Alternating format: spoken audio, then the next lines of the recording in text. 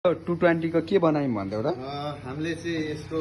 दुईटै अगाडिको sucker oil सिल change गर्यौं हैन सकर ओइल सिल चेन्ज गर्यौँ अनि यसको कोन बेयरिङ यानी कि ह्यान्डल बेयरिङ चाहिँ हामीले चेन्ज गरेछौं अनि यसको हेडलाइट पनि पुरै जलेर फ्याक भइसकेको थियो हेडलाइट पनि फेर्दियौं भाइजरहरु कस्कास गर्यौं त्यस्तै अनि अब यो हेडलाइटको बल्ब फेर्दाखेरि चाहिँ भाइजरहरु पनि अलिकति खोल्नु पर्ने पल्टाउनु पर्ने भएकोले गर्दा अलिक टाइम लाग्यो र हाम्रो दाइ हुनुहुन्छ यहाँ दमकको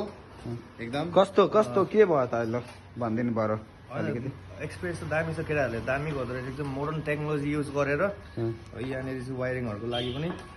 एकदम अत्याधुनिक मेसिनहरू प्रयोगले एकदम केटाहरूले दामी गर्छ हाम्रो ब्रदर्स ग्यारेज हाम्रो विकास दाई होइन ब्रदर्स ग्यारेज भने चाहिँ हाम्रो विकास दाईलाई सम्झिनु हाम्रो दमको एकदम टप मेकानिक होइन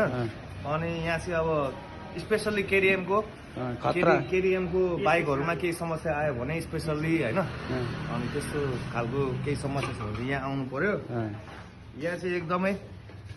दामी तरिकाले एकदमै कम्प्लेक्स होइन कम्प्लेक्स समस्याहरू चिप रेटमा यहाँनिर चाहिँ चिरफार एकदम मजाले हुन्छ ढुक्क भएर आउँदा हुन्छ हाम्रो मामा चोकमा हो यो चाहिँ मामा चोकदेखि जस्ट अलिकति फाल्गुना चोक जाने बाटोमा छ please to visit thank you